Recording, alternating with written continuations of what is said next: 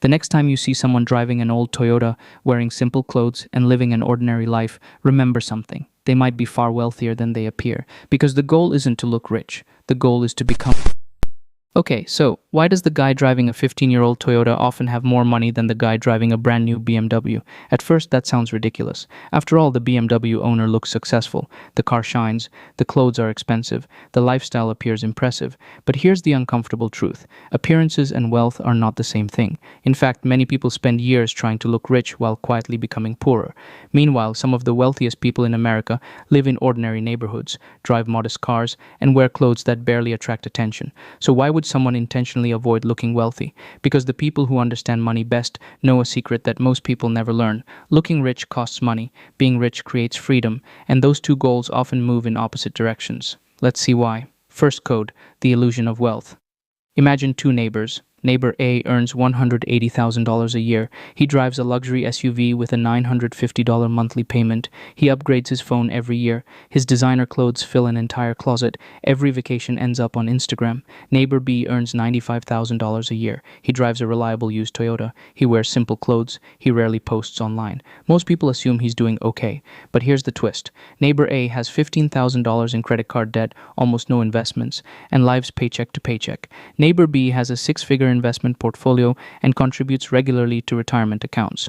Who is actually wealthy? Most people confuse income with wealth. Income is money that comes in, wealth is money that stays. That's a huge difference. Thomas Stanley's famous book, The Millionaire Next Door, found that many American millionaires don't live flashy lifestyles. They often buy used cars, avoid luxury spending, and focus on building assets instead of appearances. The problem is that luxury is highly visible. Investments are invisible. Nobody sees your index fund. Nobody compliments your retirement account. Nobody notices your growing net worth. But everyone notices a new car. And that's exactly why so many people fall into the trap. Second code, the status trap. Humans are wired for status. Thousands of years ago, status increased survival. Higher status members of a tribe often had better access to food, protection, and opportunities.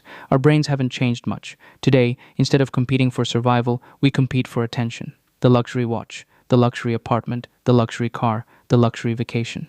Many purchases aren't really about the product, they're about what the product says. Behavioral economists call this status signaling. You're sending a message, look how successful I am. The problem? That message is expensive, and social media has made it worse. Every day, millions of people compare their real lives to someone else's highlight reel. You see the vacation, you don't see the credit card bill. You see the sports car, you don't see the 7-year loan. You see the designer handbag, you don't see the financial stress. Researchers have repeatedly found that social comparison increases dissatisfaction and spending behavior. The more people compare themselves to others, the more likely they are to spend money trying to keep up. This creates something called lifestyle inflation. You get a raise, you upgrade your car, then your apartment, then your wardrobe, then your vacations, then your dining habits. Soon, you're making more money than ever and still wondering where it all went. The finish line keeps moving, and many people spend their entire lives chasing it. Third code, what real millionaires do differently. Now let's look at people who actually built serious wealth. Take Warren Buffett. Despite being worth tens of billions of dollars, Buffett has famously lived in the same house in Omaha for decades. Could he buy a mansion? Of course, but he understands something important. Luxury spending rarely creates lasting happiness. Ownership creates lasting wealth. Then there's Sam Walton. Even after becoming one of the richest men in America, Walton often drove an old pickup truck. People couldn't understand it. Why not buy something more impressive? Because he didn't need strangers to validate his success. His bank account already did that. The same mindset existed in Charlie Munger. Munger often emphasized rational decision-making and avoiding unnecessary spending. The pattern appears again and again. Many wealthy people focus on assets. Many struggling people focus on appearances. That's not an insult. It's simply a different strategy. One strategy buys things that lose value. The other buys things that grow value. One seeks attention. The other seeks freedom. And over time, those choices create dramatically different outcomes. Fourth code, the hidden formula. Nobody talks about. Here's where things get interesting. Let's say you buy a luxury vehicle that's $40,000 more expensive than a reliable alternative. Many people stop the calculation there. But that's not the real cost. What if that $40,000 had been invested instead? Assume an average annual return of 8%. Over 30 years, that money could potentially grow to more than $400,000. Think about that. A decision made in a dealership today could cost hundreds of thousands of dollars in future wealth. That's the power of opportunity cost. Every dollar has two jobs. You can spend it or you can invest it. but you can't do both. This is where most people misunderstand wealth. They see spending as harmless because the loss feels small today. But wealth isn't built in a day, it's built over decades. Compounding rewards patience, and patience is often invisible. Nobody celebrates the person who quietly invests every month. Nobody applauds the person who skips unnecessary upgrades. But 20 years later, the results speak loudly, because wealth compounds quietly while status spending compounds silently against you. Fifth code: why looking poor can actually make you rich.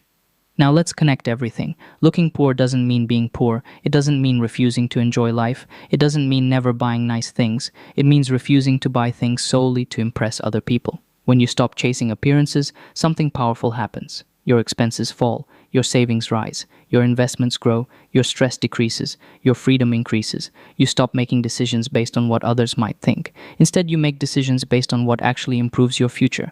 The irony is fascinating. Many people spend money trying to look rich. Real rich people often spend money trying to stay rich. That's why genuine wealth is frequently invisible. It's hidden inside businesses, inside stocks, inside real estate, inside investment accounts, not necessarily in driveways, not necessarily on wrists, not necessarily on social media.